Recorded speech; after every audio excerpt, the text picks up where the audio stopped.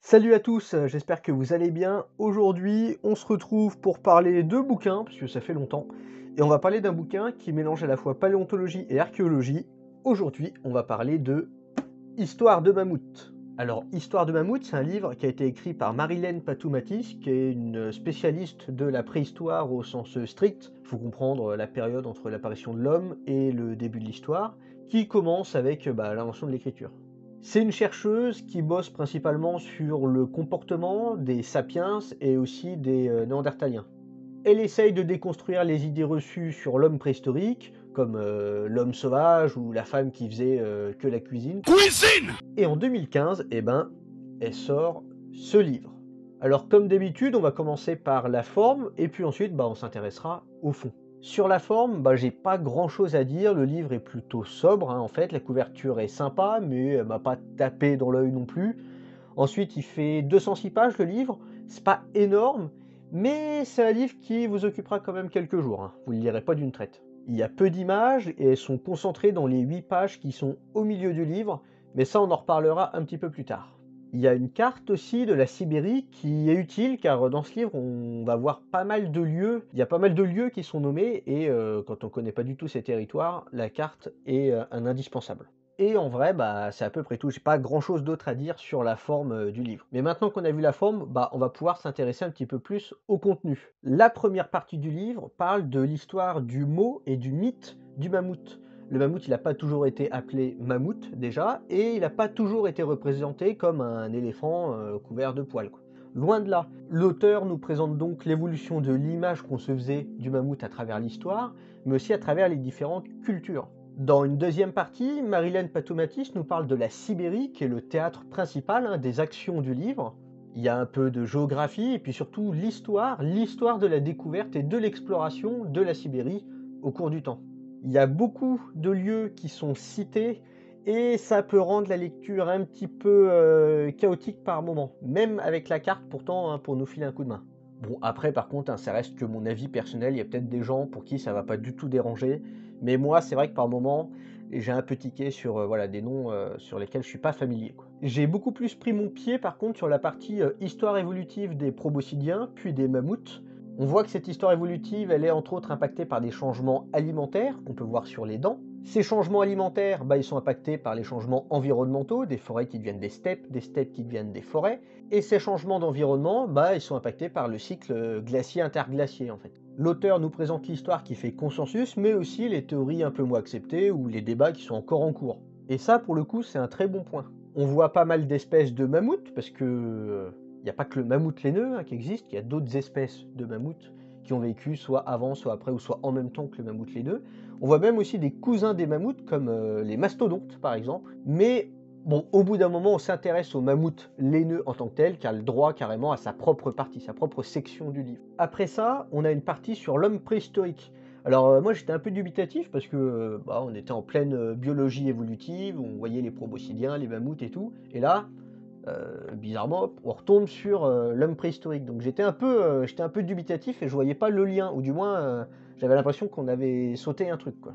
En fait, c'est que la présence de restes de mammouths contemporains, de restes humains, ça a permis de comprendre à l'époque que les hommes préhistoriques vivaient en même temps que toute cette faune préhistorique. Faut comprendre que à l'époque, on imaginait qu'il y avait l'homme d'aujourd'hui, l'homme contemporain, que avant lui il y avait l'homme préhistorique et que avant l'homme préhistorique il y avait les autres animaux préhistoriques. En trouvant des restes d'hommes anciens et des restes de mammouths en même temps, les savants de l'époque ils se rendent compte que l'homme préhistorique et le mammouth vivaient en même temps. Après ça, il y a toute une partie qui parle des interactions entre l'homme et le mammouth. Et ça, c'est une partie que j'ai trouvée super intéressante. Comment ça se déroule la chasse au mammouth? C'est vrai qu'on a souvent l'image des gars qui chassent avec des lances qui sont derrière ou qui sont avec des torches, mais c'est pas si simple que ça. L'auteur présente par exemple comment on chasse les éléphants en Afrique et essaye de voir comment ça se passait pour les mammouths. Une fois que le mammouth il est chassé, quelles parties sont consommées, quelles parties servent à faire du mobilier, à faire des bijoux, quelles parties sont mangées en tant que telles. Et on finit par une partie sur les causes de leur disparition et bon, c'était obligé en vrai, un petit message, une petite section sur les tentatives de clonage des mammouths aujourd'hui, est-ce que c'est possible ou pas, etc. En vrai, c'était obligé qu'on en parle un peu, quoi.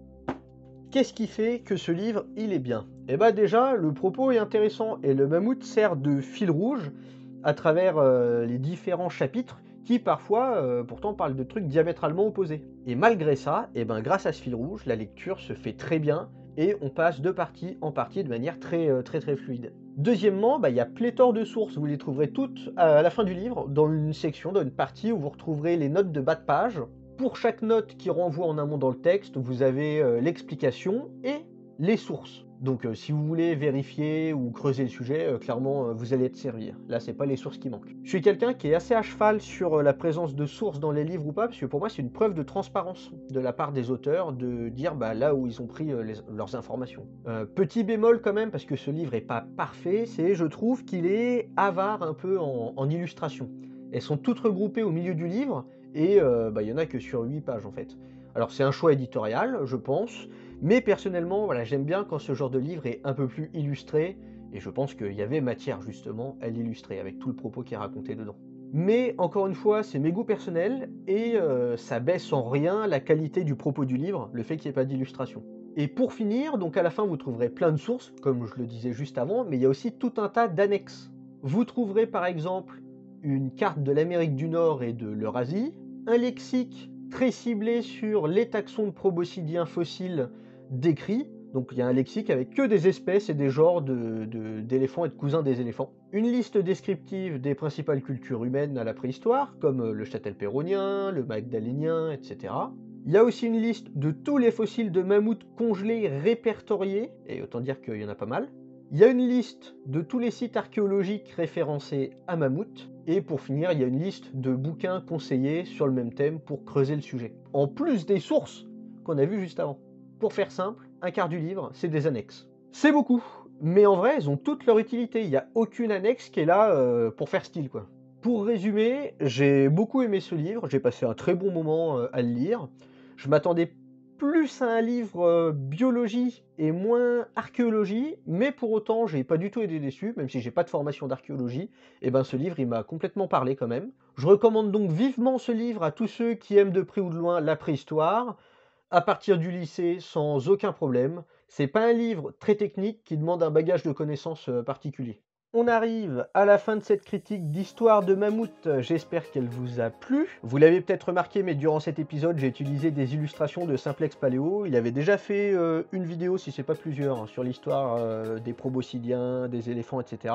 Je vous mettrai les liens pour que vous puissiez aller les voir. Comme d'habitude, si vous avez aimé, vous pouvez mettre un pouce bleu, si c'est pas le cas, un pouce rouge.